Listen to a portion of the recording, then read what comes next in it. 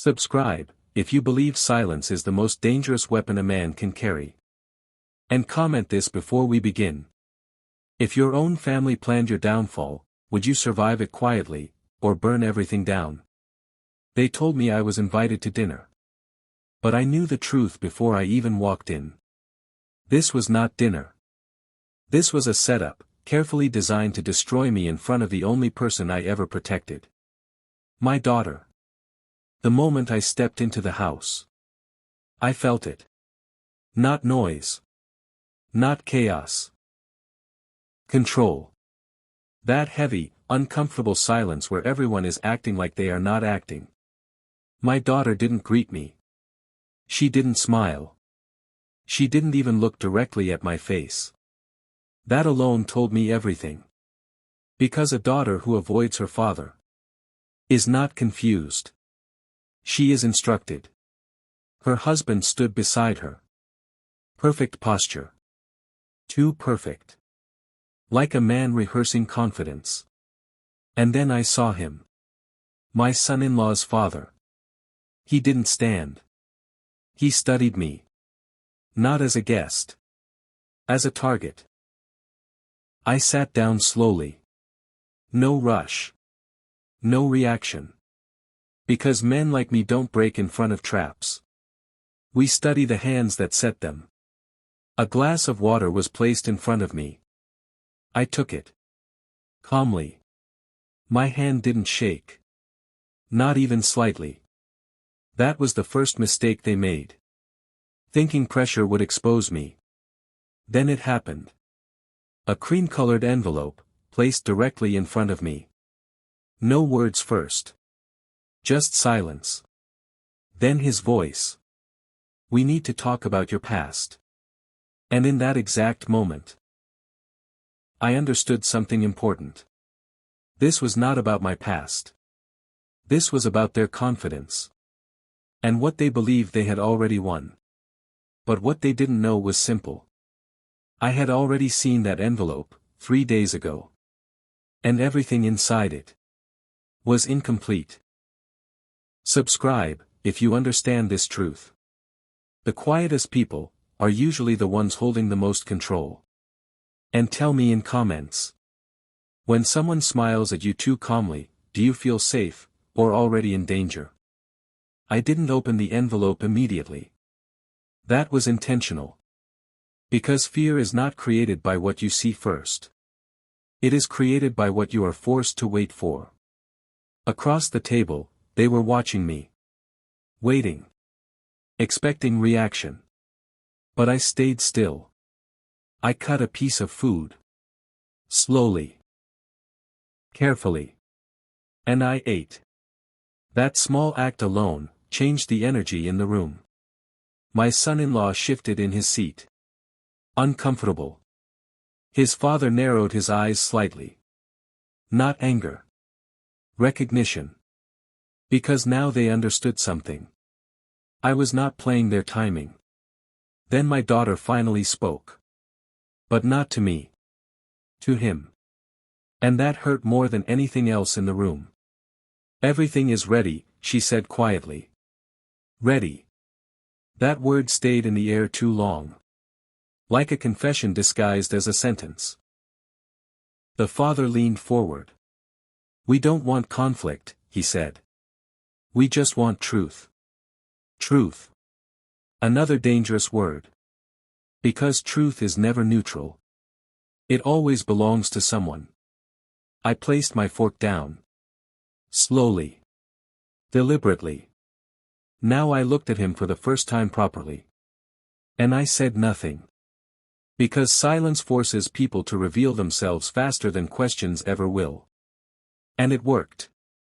He smiled. That small, controlled smile of a man who believes the next move is already his. Then he spoke again. You built your life carefully, Mr. Hale, but so did we. That was not a warning. That was confirmation. This was not a conversation. This was a coordinated reveal. And somewhere deep inside that envelope was the version of my past they believed could end me tonight. But what they still didn't understand was simple. I don't fear my past. I organize it. And sometimes I use it. I finally opened the envelope. Slowly. No rush. Inside were documents. Printed. Organized. Intentional. Names I recognized, and some I didn't want to recognize. My past. Or at least, their version of it. My son-in-law watched me carefully now. Waiting for a crack in my expression. There was none. Because emotion is expensive, and I don't spend it cheaply. His father leaned in slightly. Take your time, he said. But the way he said it, suggested time was already counted. I turned a page. Then another. Then I stopped. Not because I was surprised. But because I confirmed something. This wasn't just an accusation. This was a story carefully reconstructed to look like truth. A story missing only one thing. Context. I closed the file gently. And placed it back on the table. Then I looked at him. Not reacting yet. Just observing. Because now I knew what kind of man he was. Not a thinker. A planner. And planners always reveal themselves in structure, not words. Then I did something simple. I reached into my coat pocket. And pulled out my own file. Smaller. Older. Less polished. His eyes flickered for the first time. That was important. Because fear doesn't arrive as panic. It arrives as recognition. I placed it on the table. And said nothing. The room changed instantly. Because now the direction of control was no longer clear. And people who build traps hate uncertainty more than failure. He didn't touch my file immediately. That hesitation told me everything. Because confident men don't hesitate, unless they are suddenly unsure of what they are holding. My daughter looked between us. Confused now. That confusion was not part of their plan. Good. Plans break fastest when witnesses start thinking. His father finally opened my file. Slowly. And I watched his expression shift. Not fear yet. Calculation. Then silence. A deeper silence than before. Because now he realized something critical. My file was not defense. It was counter-history. Records. Transactions. Verified timelines. Not opinions. Proof. His hand tightened slightly on the paper. Small detail. But I noticed. Always notice small things. That's where truth hides. He looked up. This doesn't change anything, he said carefully. But his voice had lost confidence. That mattered more than the words. Because truth doesn't need volume. It only needs pressure. I leaned back slightly. Still calm. Still quiet. Then I said the first real sentence of the night. You didn't invite me here for truth. You invited me here for control. That landed differently. My son-in-law shifted again. Uncomfortable now. Because control only feels real, until someone else names it out loud. His father forced a smile. But it didn't hold. And in that moment, I saw it clearly. This dinner was not the beginning. It was the middle of something already in motion. And I had just entered it earlier than they expected. Now the story changed direction. Not loudly. Quietly. That's how real power shifts happen. My daughter finally spoke to me. But her voice was different. Not soft. Not familiar. Controlled. Like she had practiced it. Dad, maybe we should just listen to them. That sentence hurt more than the envelope. Because it confirmed influence. And influence is more dangerous than betrayal. I looked at her for a long moment. Then I nodded once. Not agreement. Acknowledgement. Because now I understood her position. She wasn't leading this. She was inside it. His father leaned forward again. "We are not your enemies," he said. But the timing of that sentence told me the opposite. People only deny hostility, when hostility is already present. Then he placed a second document on the table. This one heavier. More formal. Court language. Legal framing. Pressure escalation. I didn't open it yet. Instead I asked one question. "How long have you been preparing this?" Silence. "Too long." That was my answer. My son-in-law looked down again. Avoidance. Not guilt yet. Fear of structure collapsing. And that was my confirmation. This was not spontaneous. This was constructed over time. Then I did something unexpected. I smiled. Not emotional. Not warm. Strategic. Because now I saw the shape of their entire plan. And more importantly, I saw where it failed. I stood up slowly. The chair barely moved. That small silence of movement changed the room again. Because standing changes hierarchy without words. His father watched me carefully now. More alert. Less comfortable.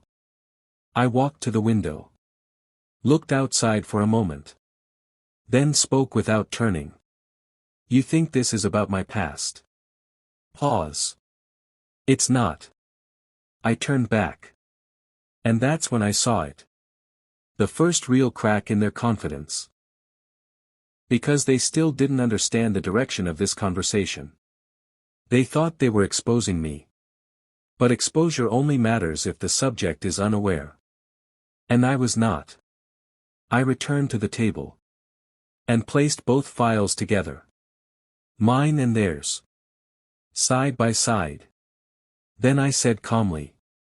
"You didn't research me deeply enough." His father narrowed his eyes. "What does that mean?" I leaned forward slightly. And answered. "It means you studied the version of me that I allowed to exist." Silence. That sentence changed everything. Because now uncertainty entered the room fully. And uncertainty destroys control faster than truth ever can. My daughter looked at me differently now. Not anger. Not loyalty. Confusion mixed with realization. That is the most unstable emotional state. And I let it stay there. Because pressure doesn't need force. It only needs time. His father finally lost patience. Not loudly. But visibly.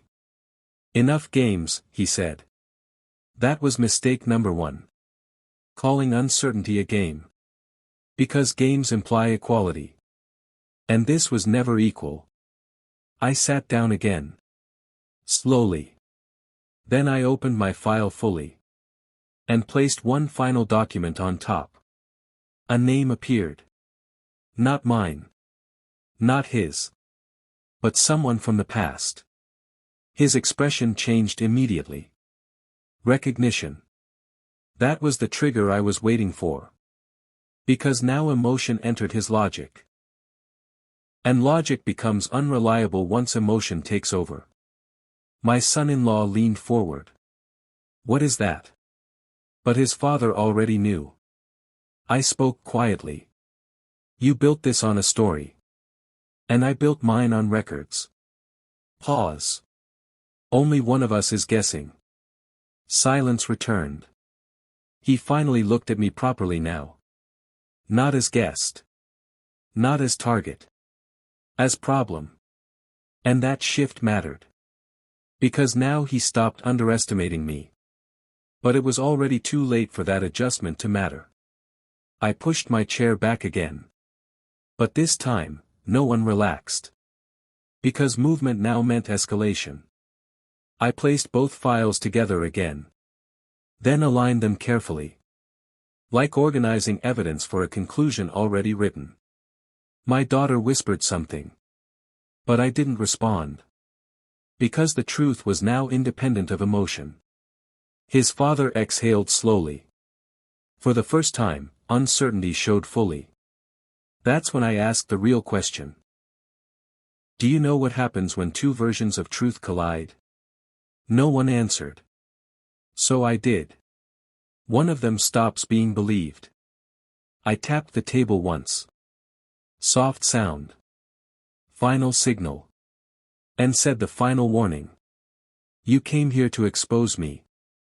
But you didn't realize. I was already inside your story. Silence. Absolute silence. Even breathing felt controlled now. And that's when I saw it clearly. They were no longer confident. They were contained. His father finally leaned back. Defeated posture. Not spoken. Shown. My daughter looked between us like she was trying to find a version of truth that didn't destroy someone she loved. But truth doesn't negotiate. It only reveals. My son-in-law whispered something. First time. Is any of this real? His voice broke slightly. That was important. Because belief had collapsed. I answered softly. All of it is real. Pause. But not complete. That was the final fracture. Because incomplete truth is more dangerous than lies. His father lowered his head slightly. Not surrender. Understanding. And understanding always comes too late in situations like this. I gathered my files slowly. No rush. No satisfaction shown. Because real revenge doesn't celebrate itself. It concludes. I looked at each of them one last time. Then said quietly. You tried to trap a man you didn't understand. Pause. And the problem with that? You never studied the full map. I turned to leave. My daughter stood up slightly. But stopped. Because she understood something now. This was not a fight she could interrupt.